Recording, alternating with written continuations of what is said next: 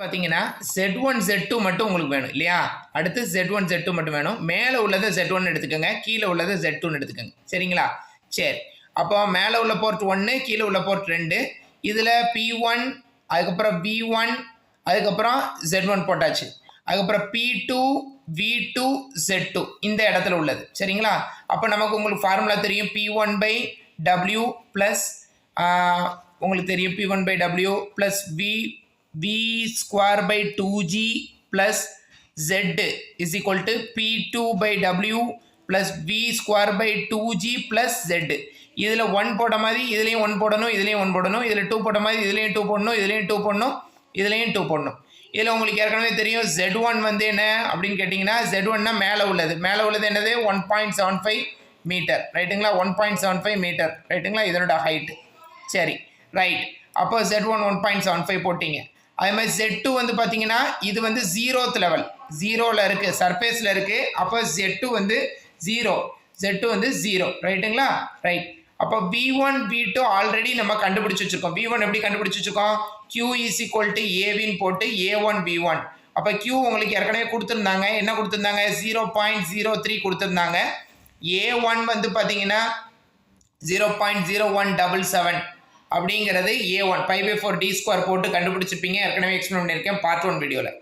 Into V1 ரைட்டுங்களா? அப்போ V1 கண்டுபிடிச்சிடலாமா? அப்போ 0.03 டிவைடட் பை 0.0177 போட்டிங்கன்னா உங்களுக்கு வந்து என்ன கிடச்சிடும் அப்படின்னு கேட்டிங்கன்னா V1 கிடச்சிடும். இதே மாதிரி V2 is equal to Q by அதாவது V2 அதே மாதிரி எழுதுங்க. Q is equal to AVனே எழுதுங்க, தப்பு கிடையாது. Q is equal to AV, Q is equal to A2 V2 ரைட்டுங்களா? இதில் Qங்கிறது Q1 அதுதான், Q2 அதுதான். ஏன்னா ஒரே டிஸ்சார்ஜ் தான் கொடுத்துருக்குறாங்க. அதே இது தான் Q1க்கும், அதே இதுக்கு தான் Q2க்கும். அப்போ Q2 அப்படி ஈக்குவல் டு A2 B2. அப்போ Q2னா ஒரு Q கொடுத்துருக்காங்க இல்லையா?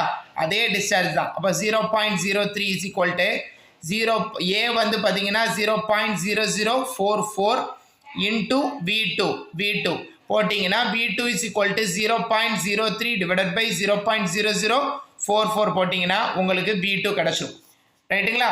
அப்போ உங்களுக்கு V1ம் போட்டாச்சு, V2வும் போட்டாச்சு ரைட்டுங்களா?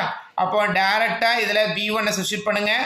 Z1 வந்து 1.75, V2 சப்ஸ்டிட் பண்ணுங்கள். இதில் கிடச்சிருக்கு, V2 கிடச்சிருக்கு. அதுக்கப்புறம் Z2 வந்து 0, அதுக்கப்புறம் G வந்து 9.8, W வந்து 9.81, இந்த W வந்து 9.81. அப்போ போட்டிங்கன்னா ஃபைனலாக நமக்கு என்ன கிடைக்கும் அப்படின்னு கேட்டிங்கன்னா அப்படிங்கிறத நம்ம பார்ப்போம்.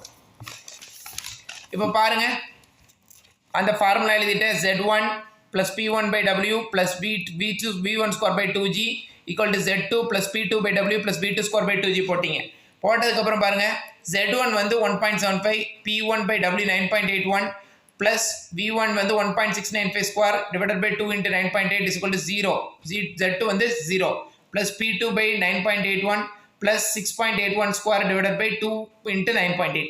அதை நான் அப்படி சப்ஸ்டிட் பண்ணிட்டேன். இப்போ P1/9.8 P2/9.8 இருக்குல்ல இந்த பக்கம் ஈக்குவல்ட்டுக்கு அப்புறம் இந்த P2/9.8 இந்த பக்கம் கொண்டு வாங்க.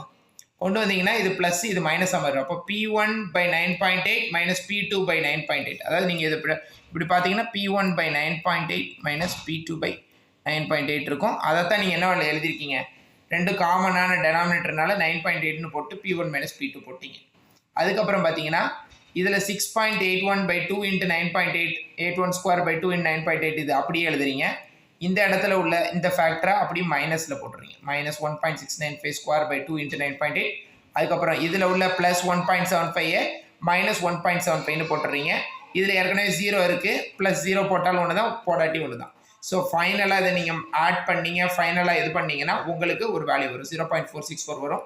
அதோட இதில் W 9.8 தானே ஸ்பெசிஃபிக் வெயிட் ஆஃப் வாட்டர் 9.8. அந்த 9.8 கிராஸில் மல்டிப்ளை பண்ணும். ஸோ இதோட இதை மல்டிப்ளை பண்ணி உங்களுக்கு ஃபைனலான வேல்யூ பார்த்தீங்கன்னா 0.464 இன்ட்டு 9.8 போட்டிங்கன்னா 4.55 kN/m². இதுதான் பார்த்தீங்கன்னா difference of pressure. So keep watching Professor Amit Vlogs for future updates related to mechanical engineering subjects. Thank you.